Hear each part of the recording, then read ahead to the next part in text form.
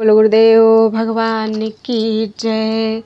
प्यारे कृष्ण कन्हैया लाल की जय। श्री लिंग महापुराण पूर्व भाग चल रहा है। आज है 60वां अध्याय।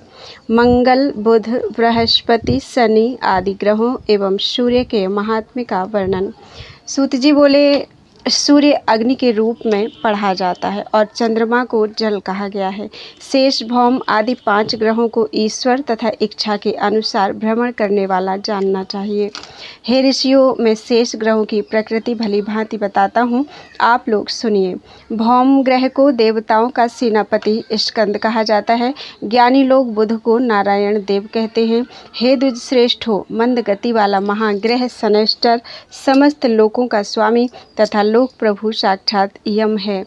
देवताओं और असुरों के गुरु भानुमान महाग्रह बृहस्पति तथा शुक्र प्रजापति के पुत्र कहे गए हैं। आदित्य ही संपूर्ण त्रैलोक्य का मूल है, इसमें संदेह नहीं। देवता, असुर तथा मनुष्य सहित संपूर्ण जगत इसी सूर्य से उत्पन्न होता है। वे सूर्य, रुद्र, इंद्र, उपेंद्र, चंद्रमा, श्रेष्ठ ब्राह्मणों, अग्नि एवं देवताओं, इन सब द्युति संपन्न देवों की द्युति हैं। उनका जो संपूर्ण तेज है वह सार्वलौकिक है। वे सबकी आत्मा, सभी लोकों के ईश्वर, महादेव और प्रजापति हैं। सूर्य ही तीनों लोकों के ईश, सबके कारण स्वरूप एवं परम देवता हैं। उन्हीं से सब कुछ उत्पन्न होता है और उन्हीं में विलीन हो जाता है। लोगों के भाव तथा अभाव पूर्व काल में आदित्य से ही निकले थे। हे विप्रो, उत्तम प्रभा वाला दीप्तिमान सूर्य नामक ग्रह अविज्ञेय है। क्षण, मुहूर्त, दिन रात, पक्ष, मास, संवत्सर, वर्ष, ऋतु, युग इन्हीं सूर्य से बार बार उत्पन्न होते हैं और इन्हीं में समाप्त होते हैं। इसलिए सूर्य के बिना यह काल गणना नहीं होती है। काल के बिना न नियम हो सकता है, न दीक्षा हो सकती है और न दैनिक कृत्य ही हो सकता है। इनके बिना ऋतुओं का विभाजन, पुष्प, मूल तथा फल कैसे हो सकते हैं? धान्य की उत्पत्ति कैसे संभव है और तृण तथा औषधियाँ भी कैसे हो सकती हैं? जगत को तपाने वाले रुद्र रूप भास्कर के बिना इस लोक में तथा स्वर्ग में प्राणियों के व्यवहार का अभाव हो जाएगा। वे ही काल, अग्नि, द्वादश आत्मा तथा प्रजापति हैं। हे श्रेष्ठ ब्राह्मणों, ये ही सूर्य चराचर सहित त्रैलोक्य को प्रकाश देते हैं। ये ही तेजों की राशि, संपूर्ण स्वरूप वाले तथा सार्वलौकिक हैं। उत्तम मार्ग का आश्रय लेकर ये सूर्य ही इस जगत को पार्श्वभाग से, ऊपर से, नीचे से, सभी ओर से दिन रात ताप प्रदान करते हैं। जिस प्रकार घर में रखा हुआ प्रभा करने वाला दीपक पार्श्वभाग में ऊपर तथा नीचे समान रूप से अंधकार का नाश करता है, उसी तरह 1000 किरणों वाले ग्रहों के राजा एवं जगत के स्वामी सूर्य किरणों से सारे जगत को सभी ओर से प्रकाशित करते हैं। मैं सूर्य की जिन 1000 किरणों को पहले बता चुका हूँ, उनमें 7 श्रेष्ठ किरणें ग्रहों को उत्पन्न करने वाली हैं। वे सुषुम्ना, हरिकेश, विश्वकर्मा, विश्वव्यचा, सन्नद्ध, सर्वावसु और स्वराट नाम वाली कही गई हैं। सूर्य की सुषुम्ना नामक रश्मि दक्षिण राशि की वृद्धि करती है। इस सुषुम्ना का गमन पार्श्व, ऊपर तथा नीचे सभी ओर कहा गया है। सामने की ओर जो हरिकेश रश्मि है उसे नक्षत्रों की योनि कहा जाता है। विश्वकर्मा नामक रश्मि दक्षिण में बुध को विकसित करती है। पीछे की ओर जो विश्वव्यचा नामक रश्मि है उसे विद्वानों ने शुक्र की योनि कहा है। जो सन्नद्ध नामक रश्मि है वह मंगल की योनि है। छठी जो सर्वावसु रश्मि है वह बृहस्पति की योनि है। इसके बाद स्वराट रश्मि शनैश्चर को पोषित करती है। इस प्रकार सूर्य के ही प्रभाव से सभी नक्षत्र, ग्रह और तारे अंतरिक्ष में दिखाई देते हैं और यह संपूर्ण जगत दिखाई देता है। चूँकि वे नष्ट नहीं होते, इसलिए उन्हें नक्षत्र कहा गया है। बोलो वृंदावन बिहारी लाल की जय। 61वां अध्याय। ज्योति ही सन्निवेश में ग्रहों के स्वरूप तथा नक्षत्रों और ग्रहों की पारस्परिक स्थिति का वर्णन। सूत जी बोले, हे ऋषियों, रात्रि में सूर्य किरणों से प्रकाशित होने वाले ये सभी क्षेत्र भारतवर्ष में अनुष्ठित पुण्यों द्वारा पुण्यात्माओं के होते हैं। तदनंतर सूर्य सुकृतों के पूर्ण होने पर ग्रहों के आश्रय में रहने वाले ग्रहाश्रित नक्षत्र तारों को अपने प्रभामंडल में ले लेते हैं। शुक्ल होने से तथा तारक होने से ये तारे कहलाते हैं। दिव्य, पार्थिव तथा रात्रि में होने वाले अंधकारों को अपने तेज से ग्रहण कर लेने के कारण वह आदित्य नाम वाला है।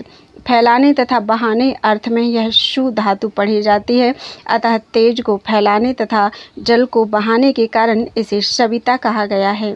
यह चदि धातु आह्लाद करने के अर्थ में कही जाती है। आह्लाद करने के कारण चंद्रमा का नाम बहुल भी है। इसके अतिरिक्त यह शुक्लत्व, अमृतत्व और शीतत्व को भी प्रकट करता है। सूर्य तथा चंद्रमा के मंडल दिव्य प्रकाशमान आकाशगामी जल तेज से युक्त शुक्ल वर्ण वाले गोल घड़े के समान तथा शुभ हैं। उनमें चंद्रमा का मंडल घने जल के स्वरूप वाला तथा सूर्य का मंडल घने तेज के स्वरूप वाला शुक्ल वर्ण का कहा गया है। सभी देवता इन स्थानों में भली भांति निवास करते हैं। वे सभी मनवंतरों में नक्षत्रों, सूर्य तथा ग्रहों का आश्रय ग्रहण करते हैं, इसलिए ग्रह एक तरह से ग्रह ही हैं और वे उन्हीं के नाम वाले होते हैं। सूर्य ने सौर स्थान में प्रवेश किया एवं सोम चंद्रमा ने सौम्य स्थान में प्रवेश किया। 16 किरणों वाला प्रतापी शुक्र शौक्र स्थान में प्रविष्ट हुआ। बृहस्पति बृहत स्थान में तथा लोहित स्थान में स्थित हुए। शनैश्चर देव शनैश्चर स्थान में, बुध बौद्ध स्थान में तथा स्वरभानु राहु स्वरभानु स्थान में स्थित हुए। सभी नक्षत्र अपने अपने नक्षत्र स्थानों में प्रवेश करते हैं। ये सब ज्योतिष स्थान पुण्यात्माओं के ग्रह हैं। ब्रह्मा ने इन स्थानों को निर्मित किया है। ये कल्प के आदि में प्रवृत्त हुए और प्रलय पर्यंत बने रहते हैं। वे सभी मनवंतरों में देवताओं के निवास स्थान हुआ करते हैं। अभिमानी देवता लोग उनमें बार बार निवास करते हैं। ये स्थान अतीत, भाव्य तथा अभाव्य देवताओं के साथ और वर्तमान स्थानीय देवताओं के साथ विद्यमान रहते हैं। इस मनवंतर में ग्रहों को वैमानिक कहा गया है। वैवस्वत मनवंतर में अदिति का पुत्र विवस्वान सूर्य है। ऋषिपुत्र द्युतिमान देवता वसु को सोम कहा गया है। असुरों के याजक शुक्रदेव को भृगु का पुत्र जानना चाहिए। महातेजस्वी देवाचार्य बृहस्पति को अंगिरा ऋषि का पुत्र कहा गया है। जो सुंदर बुध है उसे ऋषिपुत्र कहा गया है। विकृत रूप वाला शनैश्चर संज्ञा का पुत्र है। वह विवस्वान से उत्पन्न हुआ है। लोहित आभा वाला यह युवा भौम अग्निरूप रुद्र के द्वारा उनकी पत्नी विकेशी से उत्पन्न हुआ है। नक्षत्र ऋक्ष नाम वाली जो भी है वे दक्ष की पुत्रियां कही गई हैं। प्राणियों के लिए कष्टकारी असुर राहु सिंह का पुत्र है। इस प्रकार सोम, ऋक्ष, ग्रह तथा सूर्य में उनके निवास स्थान हैं।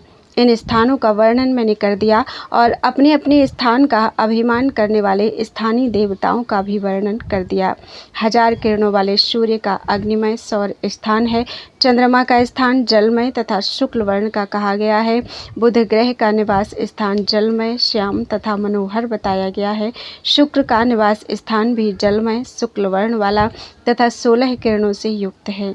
भौम का स्थान उत्तम लोहित वर्ण वाला तथा 9 रश्मियों से युक्त है।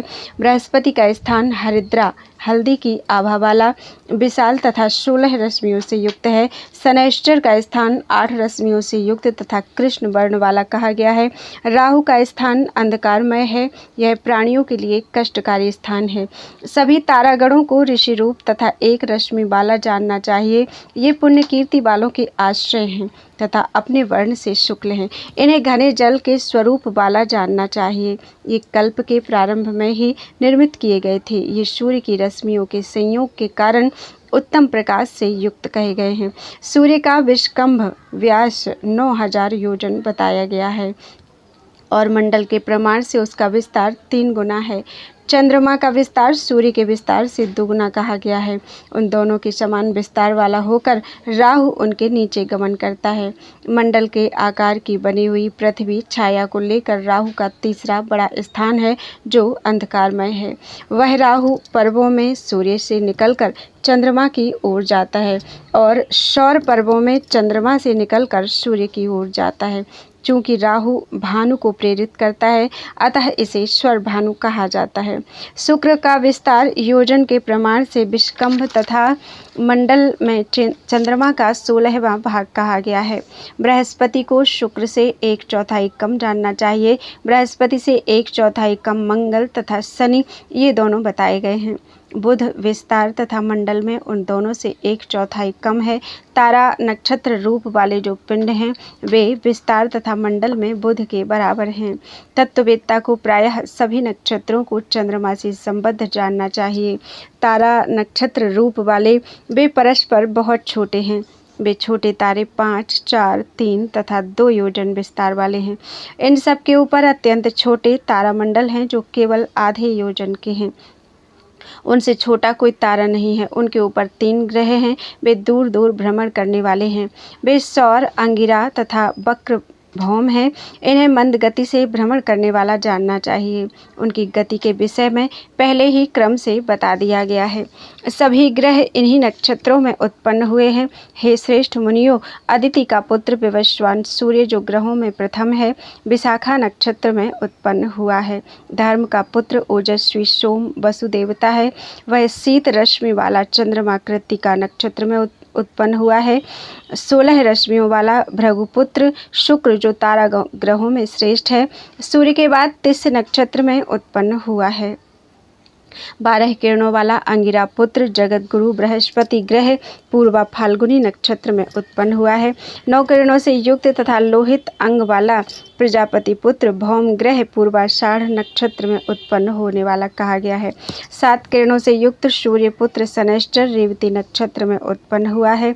5 किरणों वाला चंद्र पुत्र बुध ग्रह धनिष्ठा नक्षत्र में उत्पन्न हुआ है। अंधकार में प्रजा का क्षय करने वाला तथा सबका विनाशक महाग्रह मृत्यु पुत्र शिखी केतु आश्लेषा नक्षत्र में उत्पन्न हुआ है। दक्ष की पुत्रियां अपने अपने नाम वाले नक्षत्रों में उत्पन्न हुई हैं। अंधकार तथा ओज से परिपूर्ण प्रकृति से काले मंडल वाला और सूर्य चंद्र का मर्दन करने वाला ग्रह राहु भरणी नक्षत्र में उत्पन्न हुआ है। इन शुक्र आदि ग्रहों को तारा के नाम से भी जानना चाहिए। ये अपने अपने जन्म नक्षत्रों में उत्पन्न पीड़ाओं में वैगुण्यता को प्राप्त होते हैं। तब उस ग्रह की पूजा करने से मनुष्य उस दोष से मुक्त हो जाता है। इन सभी ग्रहों में आदित्य आदि प्रधान ग्रह कहा जाता है। तारा ग्रहों में शुक्र, केतुओं में धूमवान तथा चारों दिशाओं में विभक्त ग्रहों में ध्रुव प्रधान हैं। नक्षत्रों में धनिष्ठा और अयनों में उत्तरायण प्रधान है। 5 वर्षों में संवत्सर को प्रधान कहा गया है। ऋतुओं में शिशिर तथा मासों में माघ को आदि मास कहा जाता है। पक्षों में शुक्ल पक्ष और तिथियों में प्रतिपदा प्रधान है। दिन तथा रात के विभागों में दिन को आदि कहा गया है। मुहूर्तों में रुद्र दैवत आदि मुहूर्त है। हे कालवेत्ताओं में श्रेष्ठ, क्षणों में निमेष आदि काल है। धनिष्ठा में श्रवण पर्यंत 5 वर्षों का युग होता है। भानु की विशेष गति के कारण जगत चक्र की भांति परिवर्तित होता रहता है। इसलिए सूर्य को काल की रचना करने वाला व्यापक तथा ईश्वर कहा गया है। सूर्य चारों प्रकार के प्राणियों का प्रवर्तक एवं निवर्तक है और साक्षात भगवान रुद्रदेव उस सूर्य के भी प्रवर्तक हैं। इस प्रकार महादेव ने लोक व्यवहार के लिए नक्षत्रों का अर्थ निश्चय वाला यह सन्निवेश निर्मित किया है। उन भगवान ने ही कल्प के आरंभ में बुद्धिपूर्वक इनका प्रवर्तन किया है। वे सबके आश्रय, अभिमानी तथा ज्योति स्वरूप हैं। एक रूप वाले उन प्रधान का यह अद्भुत परिणाम है। यथार्थ रूप से इसका वर्णन किसी के द्वारा नहीं किया जा सकता। भौतिक दृष्टि वाले विद्वान मनुष्य को इन ज्योतिर्गणों के प्रमाण तथा गति के विषय में आगम अर्थात वेद, शास्त्र, अनुमान, प्रत्यक्ष और उपपत्ति के द्वारा सावधानी पूर्वक बुद्धि से परीक्षण करके इन पर श्रद्धा करनी चाहिए। हे श्रेष्ठ मुनियों, चक्षु, शास्त्र, जल, लेख्य तथा गणित, इन 5 को नक्षत्रों के प्रमाण के निर्णय में साधन समझना चाहिए। बोलो वृंदावन बिहारी लाल की जय। त्वदीयं वस्तु गोविंदम तुभ्यमेव समर्पयेत्।